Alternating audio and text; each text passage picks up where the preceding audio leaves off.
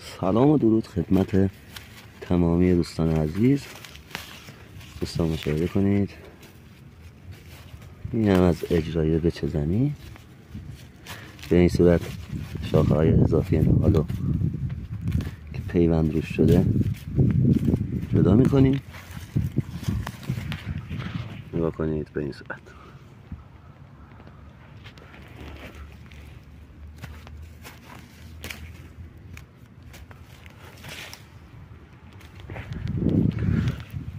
دوستانی که خواهان خرید نهال هستن میتونن صفحه ما رو سابسکرایب کنن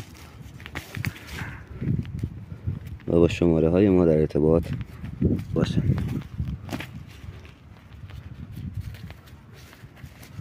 ببینید دوستان، انواع ارگام نهال میوه بالای 100,000 تا. مشاهده کنید.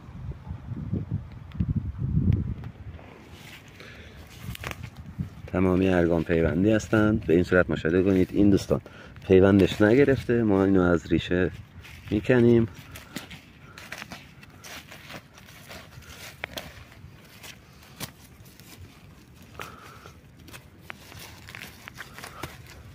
به این صورت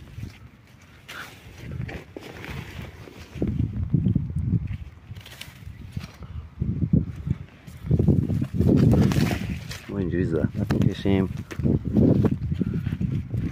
نهال تولید میکنیم تا جای جای ایران رو آباد کنیم.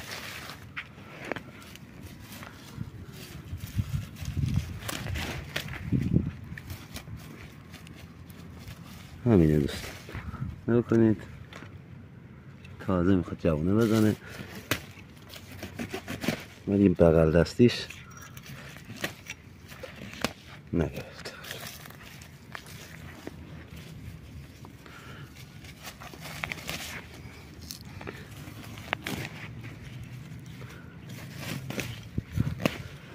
دوستان گلم با لایک کردن به همون انرژی بدید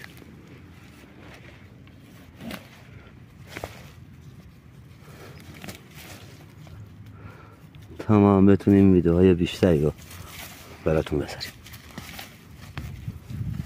ممنون که وقت گذاشتید.